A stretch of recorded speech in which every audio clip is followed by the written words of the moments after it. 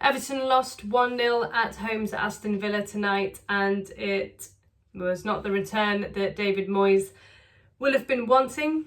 But frankly, it's not a surprise where you look at where Aston Villa are and what their aspirations are for this season. They're still in contention for the top 4, and this result has done them the world of good. Now, Everton started like this. So the formation was 4-2-3-1. Jordan Pickford in goal, Young, Tarkowski, Branthwaite and Mykolenko in defence, Mangala and Gay, and Harrison, Doucouré and Jai and Calvert-Lewin up front. Villa lined up like this: Martinez, Cash, Konsa, Mings, Dean, Kamara, Onana, Rodgers, Tielemans, Ramsey and Watkins. And somebody that I was impressed with for Villa was Kamara.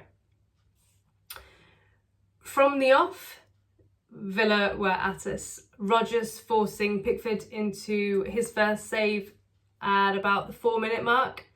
And I thought in the opening 10 or so minutes, Onana had far too much room in the midfield. In the 8th minute, Branthwaite gave it away. Tielemans was through, but it was a great block by Tarkowski. And from a Villa point of view, you'd want Tielemans to be doing better. Everton were trying to grow into the game at that point, around the 15-16 minute mark, when Ashley Young plays a terrible back pass and Watkins wasted the opportunity.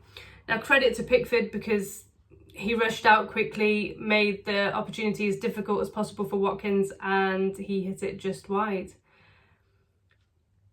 Then from an Everton point of view, around 10 minutes later, somebody that, I'll sit here and put my hands up and say that I didn't think was very good going forward, or didn't want to get forward and put crosses in, is Mykolenko.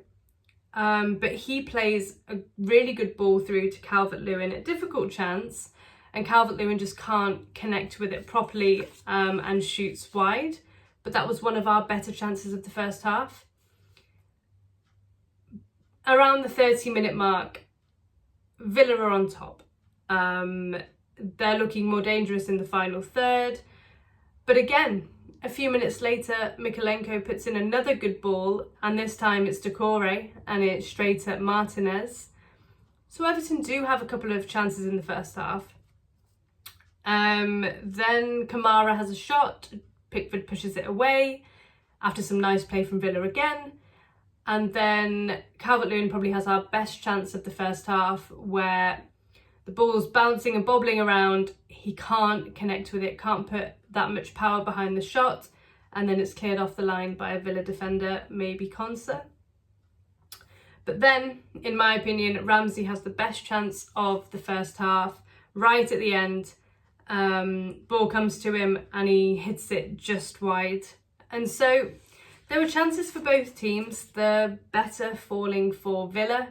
And the second half starts in the same way. In the 47th minute, Ramsey has another chance, this time hits it over, difficult opportunity. And then a couple of minutes later, Villa get the breakthrough that they frankly probably deserved. Everton are pressing really high up the pitch, and there can't be any question today about work rate and effort, but the goal came from that. So we're pressing, trying to win the ball back from Villa high up the pitch, because they love to play it out from the back, trying to cause a mistake. We're overcommitted. Branthwaite loses it. He's out of position. Really good play from Konsa to play out. Good play from Rodgers, who plays it through to Watkins, and Watkins is composed and just passes the ball past Jordan Pickford to get his 9th goal of the season. 10 or so minutes after that, Moyes starts to make changes. So Harrison comes off, Lindstrom comes on. Some more nice play from two former Evertonians, Onana and Dean. Nothing came of that.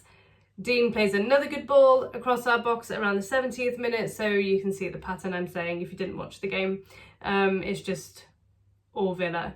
In the 73rd minute, we have a half opportunity. We have a corner and Villa just about get it clear. But it was quite obvious by the last the last 15 minutes or so of the game that we haven't really got any idea how to put pressure on Villa's box. A little bit frustrating watching the game at the end. We're passing it sideways, we're passing it backwards, then we give it away, then we repeat. Then, Villa are clever and they take the ball, they get their body between the ball, we commit a foul, slows down the game.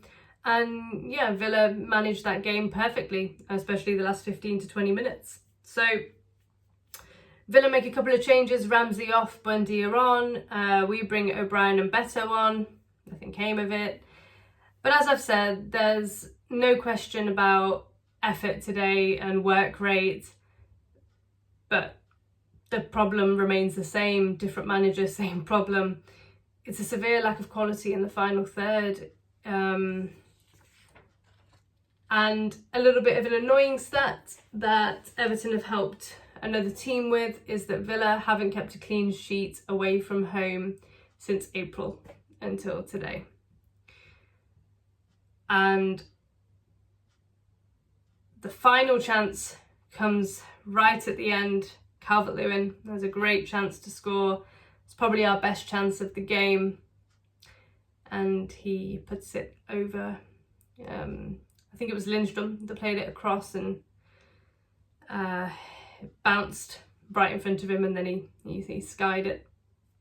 So those are my thoughts on the game. What Moyes needs to find, and I don't know how he's going to do it, but he needs to find those gems, because Dyche may have gone, but we are still severely lacking in the final third, and I'd probably argue midfield. That was the difference today. Villa's squad is full of quality, two players that we know very well. But yeah, disappointing but not a surprise. Now, we've got two tough games next as well, so Tottenham and Brighton. Let me know how you want to see Everton set up for those and what you'd like to see Moyes do differently, and who you'd like to see be brought in, because I think it's pretty clear that we won't be spending a lot of money, and Moyes, like I say, has to find those gems like he did 12 to 20 years ago. Okay, thank you for watching. See you for the next one at the weekend. Bye.